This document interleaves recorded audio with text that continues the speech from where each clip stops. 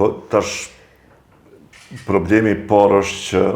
ne kemi pas 4 vjet qeverisje, disa thonë edhe 5, nëse shtohet edhe fillim viti 2020, po 4 vjet qeverisje të plota, pra një mandat plot.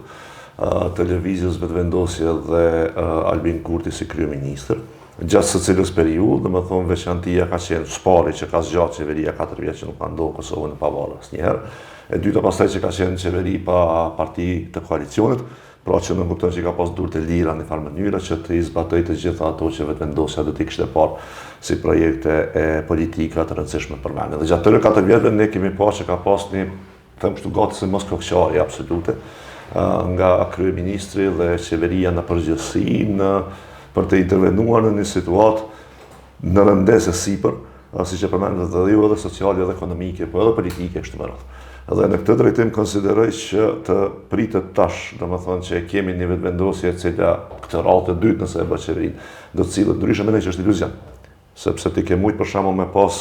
mendime të ndryshme e shpresa që një vetëvendosje që e ke parë në opozit kur të vjen pushtet do ta ketë një sjellje të caktuar. Mirë, po tash nuk është krahasimi më me vetëvendosjen në opozit, është krahasimi me vetëvendosjen pushtet. Vetëvendosja pushtet e ka pru vendin, unë mendoj, në këtë pikë. Tash natyrisht që ka pas faktorë të ndryshëm që kanë ndikuar, mirë, po qeveria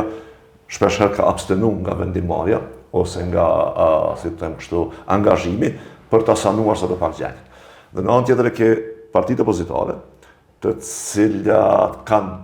përvojë qeverisë në të kaluarën dhe të cilat edhe gjatë fushatës, por edhe para fushatës kanë pas propozime konkrete se si duhet sjellur qeveria në një situatë caktuar, për shkakun karshi çmimeve, heqjes së TVSH-s, karshi çmimit të rrymës, karshi zhvillimeve gjeopolitike, diplomatike kështu me radhë. Dhe këtë drejtim unë konsideroj që tash për qytetarin e Kosovës, ose këtë që i përcjell politikat në Kosovë, është më e qartë se cila do duhet të ishte qeverisja, duke pas parasysh që njërin anë ki propozime të partive opozitare, programet e tyre elektorale, për shembull nëse i merr dhe i krahason tazëm PDK-ja dhe LDK-ja, kanë shumë gjashmëri programe, dhe ki një vetëvendosje e cila praktikisht nuk ka bërë asgjë gjatë qeverisjes 4 vjeçare,